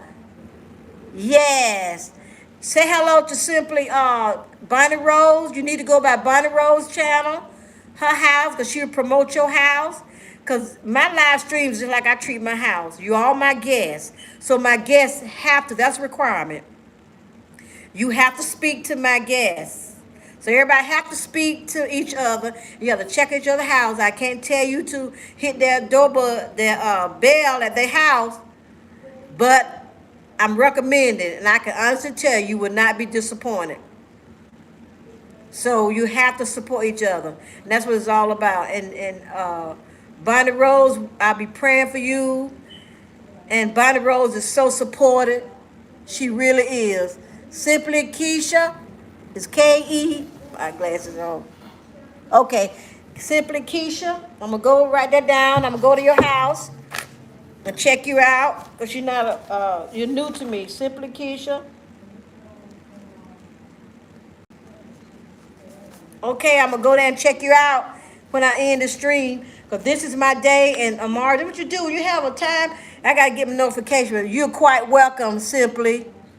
Yes, and welcome to my channel. And when I do my live stream, I always promote. Bonnie Rose will support you. Everybody here will support you. So that's the kind of people you want to meet. So we're just talking about. I'm not gonna go back, and you have to look it up because everybody's been following me. You know I suffer with anosmia. That's a condition where you lose your sense of smell and taste, and how that made me depressed, and how I overcome, how the strategies I use. To deal with my depression, my sadness. And we're going to be on Friday at 6 o'clock simply. We're going to be doing it together with Shanique and Amaris. We're going to be sharing our favorite Bible verses or devotional or whatever you use, because we made a commitment that we're going to have a good time in this community, but we're going to also do what God asked us to do, and that's to spread his word. Thank you, Amaris. You just supported. If she just supported. But that's what we're going to use. We're going to be obedient and share the good news of the gospel. And we're just going to have a good time and don't worry about what we look like. We're going to worry about what the house look like. We're not going to worry about anything. We're just going to come on here, upload, and when you don't feel like it, doing Amara's doing a video, you can always just do something. Thank you, Simply. Hey guys, Simply gonna join us on Friday. It's gonna be on Shanique Dreams channel. You'll get it. So she's gonna set it up for us. She's good at that. Shanique is good at that. She's good at posting. So okay, so we're gonna be at 6 o'clock and invite everybody you know to join. And I'm gonna send out a post, and I'm gonna do a premiere, telling everybody about it. I'm gonna set up a premiere tomorrow, asking everybody to join us at Shanique Dreams. And Shanique gonna post it too. And we're gonna have a good time. And I think you can have up to 4 or 5 people on together. So whatever. Cause I'm telling you, when you start getting older and worry what you look like, we ain't gonna do that. We just gonna have a good time. Cause we all getting older, and we all gonna lose our beauty. Which I'm not. I'm gonna keep my beauty forever and ever and ever. But I'm gonna keep mine forever and ever and ever. Cause I'm beautiful in Christ. But I don't know if I can say this, but we're gonna talk about it. Have y'all heard that song called That's the Thing About Praise? Y'all need to listen to that song. Oh, we can't play it because I don't want to get no strike. But I love that song. Because that when you're down, another thing to help with depression, y'all know this. When you start praising God in the midst of your trouble and your trials, guys, it's so good for it. It makes you feel so good. And it may not change stuff, but it sure will help you to feel a whole lot better. So you have to learn how to praise God, because that's what I do. I have church in my house. I don't know about you all, but I've had church in my house. You don't listen to God. I listen to classics sometimes, and I listen to the jazz, but I don't listen to stuff that don't inspire me and motivate me and encourage me. I won't listen to anything. You have to keep your spirit right. That's okay. You do. We talked about that earlier. You do have to watch what you listen to and what your eyes watch. Remember that song that say, little children, my song is just singing in Vacation Bible School. Be careful, little feet, where you go. Be careful, little ears, what you hear. And be careful, little eyes, what you see. And be careful, little mouth, what you speak. You have to guard yourself. You really do. You just can't do. And we call ourselves children of God. We just can't do anything we want to do. And the other day we talked about Amaris about how do you grow spiritually. You grow spiritually by spending time with God. Everybody can't sit and read the Bible. They're not gonna read the Bible every day. That's why I have my devotional, because you can read one in the morning and one in evening time. Or just spend time with God. Talk to him. That's all it's all about. You're right, simply. You're right. We have to. And you know what else? You don't let people talk you in the kind of way. I don't deal with folks that ain't gonna uplift me and motivate and inspire me. I just don't. I ain't got time for that. I'm very patient and I'm very kind. But at the same time, I ain't gonna deal with no foolishness. I'm not.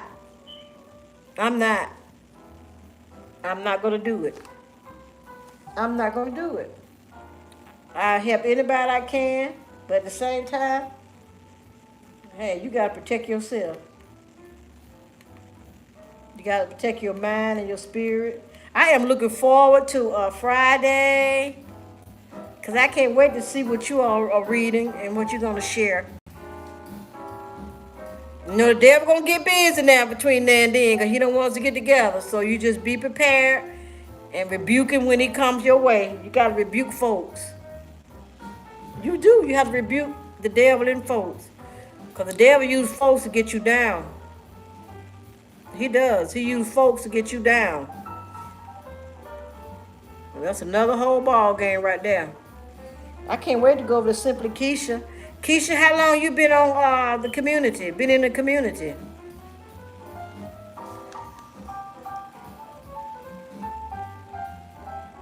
I do too. I love talking about the word of God. I love hearing people experience. And so you're gonna love what we do Friday. Yes, honey. I had to put your hat on, whatever you have to do. Put your hat on. I had to go to Home Depot today. You know, you got a house, honey. You got to fix up stuff that break. So we go to Home Depot, beat on all that wood and stuff. So I just put on my hat and my jeans and kept going.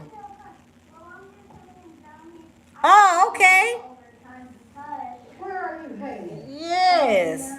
So we were happy to meet you. And you know what? People need people. I'm telling you, people want to hear this. People need this. People really need to hear from God and need to hear from us. Thank you, Amaris.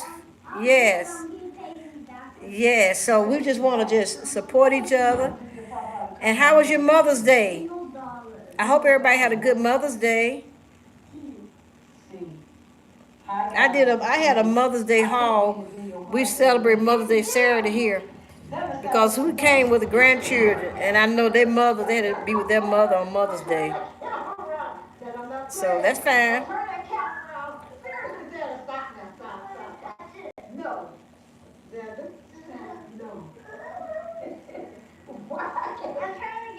I'm looking at some of the videos. That is so silly. Papa make you pay to come to the man cave. See, how much you pay, Papa? $1. $1 come to the man cave, but Papa give it back. So just go. Do y'all ever go back and look at some of your videos? Boy, sometimes look at some of my videos. That was a hot mess.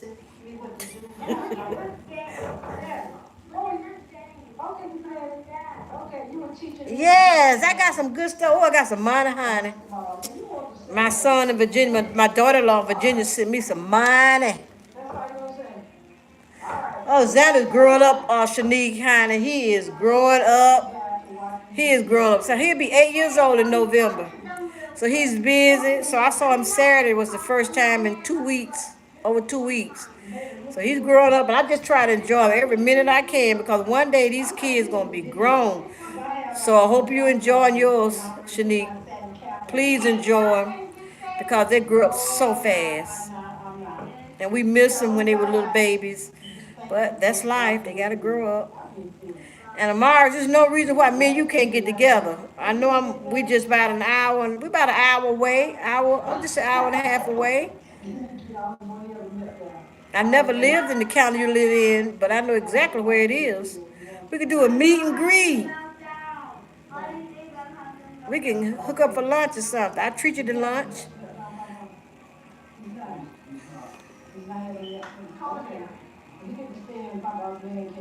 You lying. Is that Anthony? I get them mixed up. Kindergarten, you got to be kidding.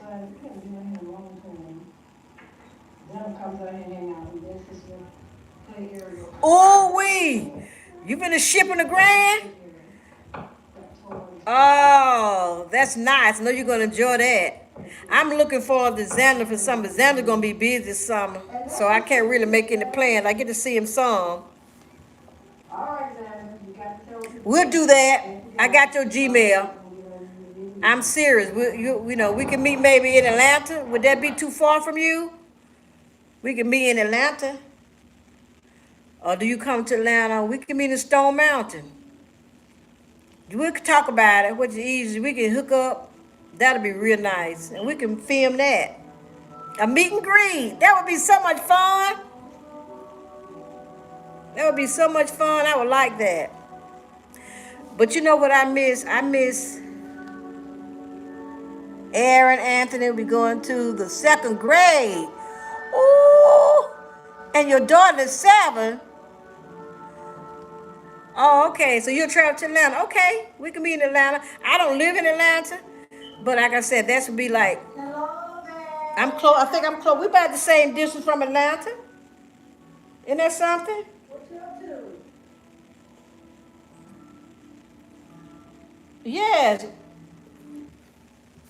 I'm very close to Atlanta. I was born in Atlanta.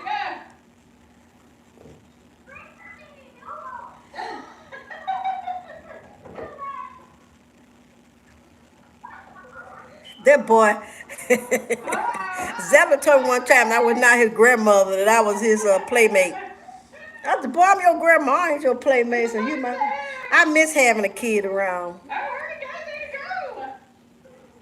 I want to be a therapeutic foster mother. Again, my husband and I were foster parents for many, many years with kids with emotional problems. But honey, I called DFAC the other week.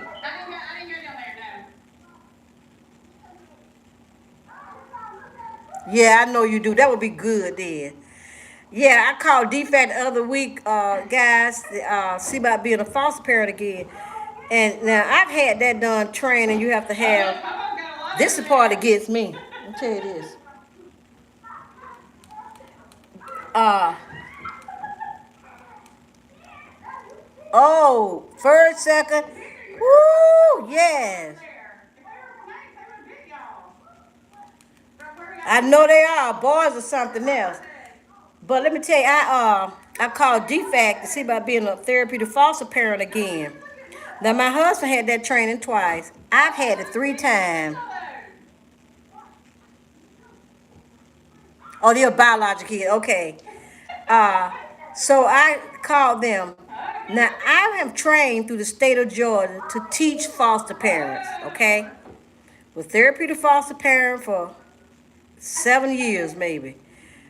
Ran group homes, open group homes, trained through the state of Georgia to teach foster parents. And they want me to take the class again. I told lady, thank you, but no thank you. I am not going to do that. I am not going to do that. I am not, I would love to open my home again for another child, but I'm not going to do it. Senior year, 5, 6. Girl, you kidding? 5, you kidding, Shanique? Ooh. Ooh. Yeah, honey, I've been a therapist. I could teach foster parent. I've trained certified through the state of Georgia. I do home studies. I've taken the impact. I can teach it, but they still want me to take it again because they updated the class. That's why the DFAC system, the Family Children Service system, is a broken system because that's not making sense. I understand they got to do background checks. I've been had some background checks. I know I've done background checks on people. But at the same time, they can have people like me, the business business 20 years, give me another background check and call it a day. So, but they make it difficult. And I understand it's protect the children. I know how it works. But to expedite matters and children need home, this broken system gonna miss out for me being a therapeutic foster parent to some kid that need a home and nurturing and love and support and mentoring because of technicality. The most important thing is that I'm not a criminal. They can come give me a home study, come check out my house, do all that kind of stuff. But to ask me to sit and take another class, that class, even though it's whatever, no. And the system is so broken. Yes, Georgia makes everything so difficult. That's right, they really do, honey. And a lot of people love opening their home. Now, granted, I didn't want to have a kid full time to start off. That they do it, Shanique. I was asking to be respite provider. A respite provider is a person that open their doors to kids to come on the weekend to give the foster parent a break. That's what a respite resource parent is. But no, they want my husband. Now, like I said, I've had the class 3 times. He's had it twice, and I can teach the class. But no, thank you. No, no, no. It's a broken system. So I found this lady that has a nonprofit here where I live. She helps teenagers and she has an agency. So I have her card. I'm going to call her and maybe volunteer. Because that's the key is to be a mentor to these kids. Kids need mentors. And Xander's the youngest grandchild I have. And so I don't have anybody to ship grandchildren to me. I wish I did have somebody to ship somebody to stay with me. I can keep staying with me about a month. And that's all I want to do because I have the room and the space and the time and the patience. So, but that's the way it is. The system. And most things that man develop is broken anyway. It's not perfect. I get that. And now that they changed all these abortion laws and stuff.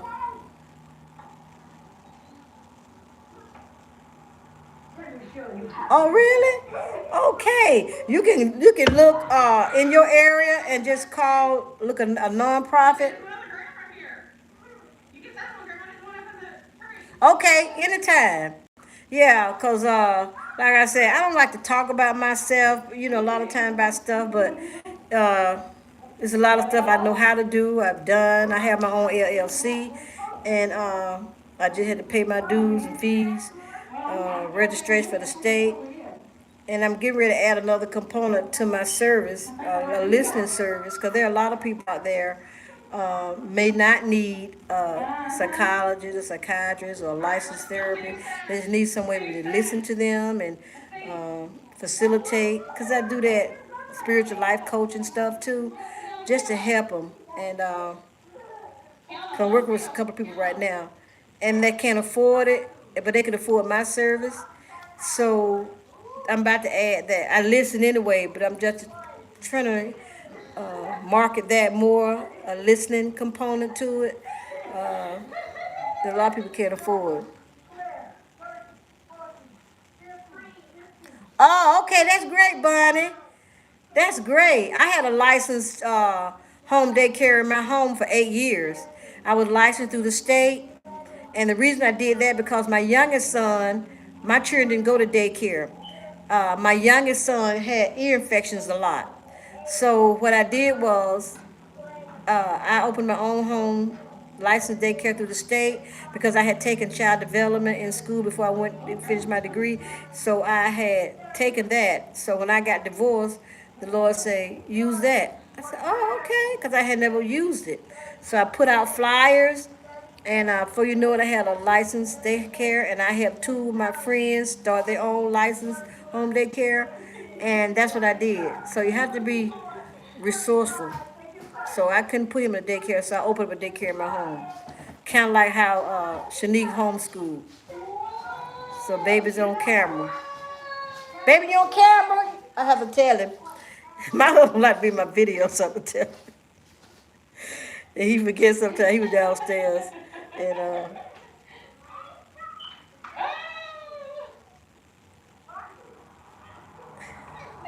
Zappa thinks sometimes I'm his playmate. I always I'm his playmate. I was looking at our Easter egg hunt this year. He's getting too big Easter hunt, but he still just love to hide eggs. Every year we hide eggs. And he just want me to play, but I'm getting too old for that stuff. But I do it as long as he wants me to. You know what? I think, ladies, this has been one of the best live streams I ever had in a long time. And to me, the best live streams are when there's a couple of people here. We can just talk to each other, converse, and share and inspire each other. And Shanique, I'm going to email you, and I'm going to ask you that you write down those goals. And I'm going to check in and see what progress you're making with your goal.